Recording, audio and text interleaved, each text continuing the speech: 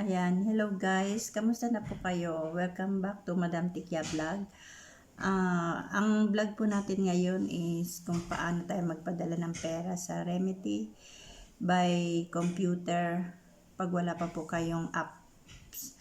And then, ganito lang po ang ating gagawin, lalo na po yung mga nasa abroad. Dito lang po ako nagpapadala sa Remitty. Saglit lang po, 10 minutes lang. Marireceive na nila kapag pick up. Marami pong pwede yung pick upin sa Palawan, LBC, M. Lulier, Cebuana. Ayan po, mga wala pong charge yung mga yan.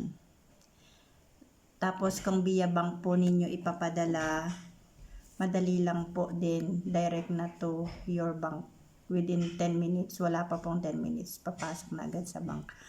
Ako po ay via Remitty sa laptop kasi wala po akong app sa cellphone. Ayan, ganito lang po ang ating gagawin. At shout out sa iyo, Ate Asia, Marie Claire, and Luke. Hello. Ate Asia, kung nasa Netherlands ka na, ganito, dito ka magpadala via Remitty. Ayan, tara.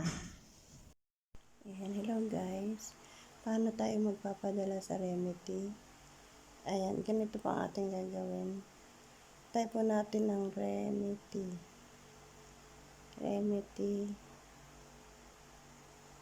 Ayan, tapos pag lumabas na siya, i-click natin. Ayan, pag lumabas na siya, may lalabas dyan, mag-sign in ka. Kung wala ka pang account, mag-register ka muna. Pero kung may account ka na, mag-sign in ka na lang.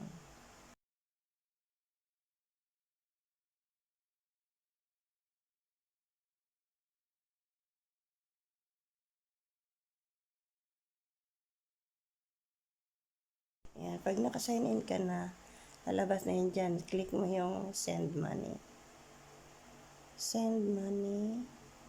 Ayan, loading pa lang. Wait mo siyang lumabas.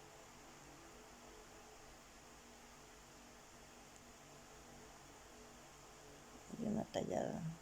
Loading kasi. Ayan, lumabas na. And then, lalagay mo lang siya dyan kung magkanong amount yung ipapadala mo by peso. Hanapin mo dito yung country kung saan ka magpapadala at kung saan ka galing, kung saang bansa ka.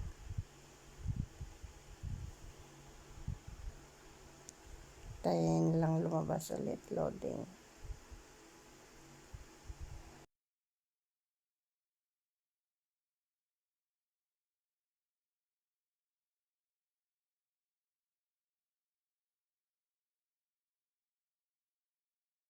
Ayan na. I-click mo na yung continue kapag tapos ka na. Ayan. Tapos, kung anong bangko ka magpapadala, kung ano yung payment mo, kung anong bangko ang manggagaling yung padala mo. Ako ay ING. Ayan, ito na po yung details. Yung receiver via bank. Magkano? Ayan po. Your transfer.